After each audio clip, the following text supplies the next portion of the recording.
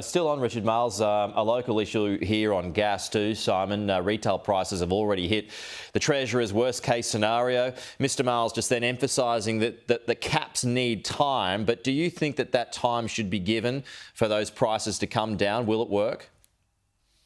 Well, this has been a chaotic process by the Albanese government in terms of gas prices. They didn't do anything in last year's budget, despite having had close to 6 months to come to a policy.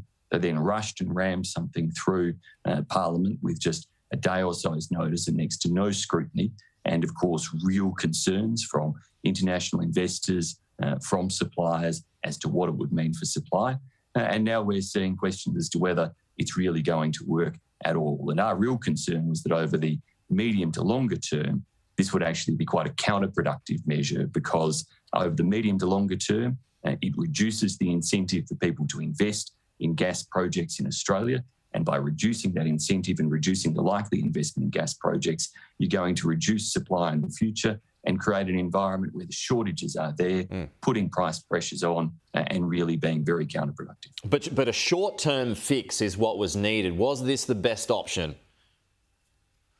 Well, no, it doesn't look like being the best option because of all of the other problems that it was creating. It would have been far preferable for the government, with the ACCC in tow, to sit down with the gas companies and work out a means to get more supply in the short term into short-term contracts in Australia, as well as more supply generated in the medium to longer term, all of which can work to help drive down prices.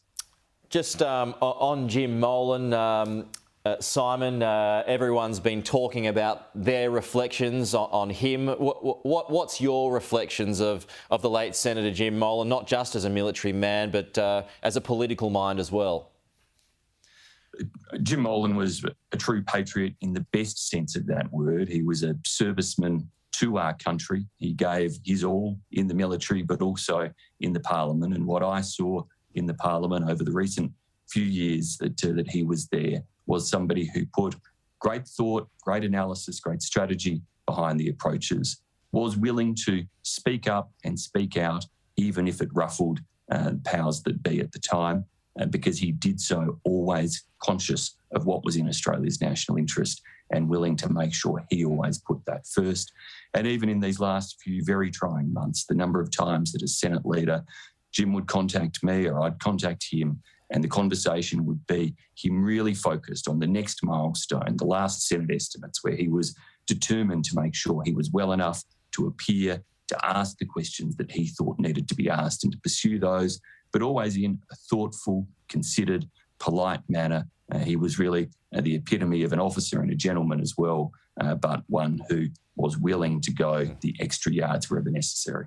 It feels a little off to ask so soon, but there is a vacancy now, and as Senate leader, have you got a preference on who should replace him in the Senate, as it's likely to inflame factional disputes?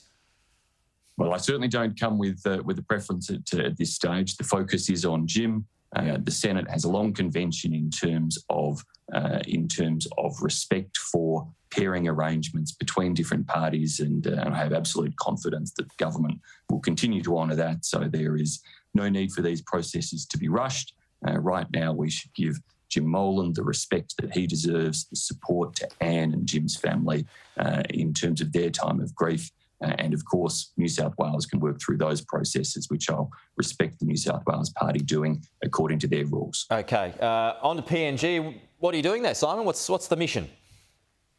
So today I'm in Goroka in the Eastern Highlands province of Papua New Guinea, here with a parliamentary delegation across the parliament. We have colleagues from my side of politics, Senator Ruston, Michael McCormack, but also from the Labor side of politics and indeed independents represented. We're here with not-for-profit organisations such as Save the Children, looking particularly at development programs on the ground in Papua New Guinea with a real focus on the prevention of infectious diseases such as malaria, tuberculosis, HIV, visiting a number of different clinics, medical facilities. I met with Papua New Guinea's Foreign Minister in a one-on-one meeting earlier this week to understand how Australia, as the largest development assistance partner to Papua New Guinea, is doing in terms of the effectiveness of the support we give and what we can do to make sure that is even more effective in the future to prevent childhood mortality, to increase living standards, to reduce the incidence of those infectious diseases. OK, Shadow Foreign Minister Simon Birmingham, live from PNG. Best of luck with the work that you're doing there. Appreciate your time this morning. Thank you.